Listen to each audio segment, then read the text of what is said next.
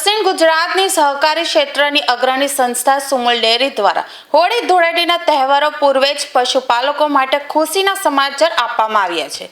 સુમુલ મેનેજમેન્ટે ગાય અને ભેંસના દૂધના ખરીદી ભાવમાં કિલો ફેટે વધારો કરવાની જાહેરાત કરી છે। ગાયના દૂધના કિલો ફેટના ભાવમાં 20નો વધારો કરવામાં આવ્યો છે।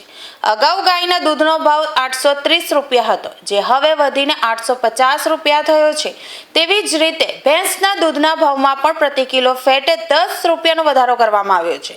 ભેંસના દૂધનો જૂનો ભાવ 870 રૂપિયા હતો, જે હવે સુધારીને 880 રૂપિયા પ્રતિ કિલો ફેટ નક્કી કરવામાં આવ્યો છે।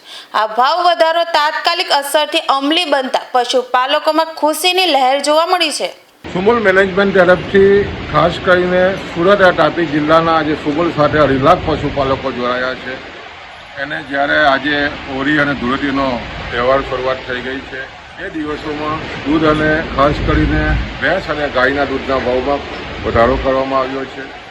વાત કરીએ ગાયના દૂધની તો જે 830 રૂપિયા કિલો ફેટા હતા, એમાં 20 રૂપિયા વધારીને 850 રૂપિયા કરવામાં આવ્યા છે। એ જ રીતે ભેંસના દૂધમાં પણ જે રીતે 870 રૂપિયા હતા, એ વધારીને 10 રૂપિયા વધારીને 880 કરવામાં આવ્યા છે। એ સ્વાભાવિક છે કે પશુપાલકોમાં રાજીપો છે અને આ દૂધ વધારાને કારણે સુમુલ ડેરીએ વર્ષે દિવસે લગભગ પશુપાલકોને 50 કરોડથી પણ વધારાની આમદની મળવાની છે અને મહિને લગભગ 4 કરોડની આમદની મળવાની છે।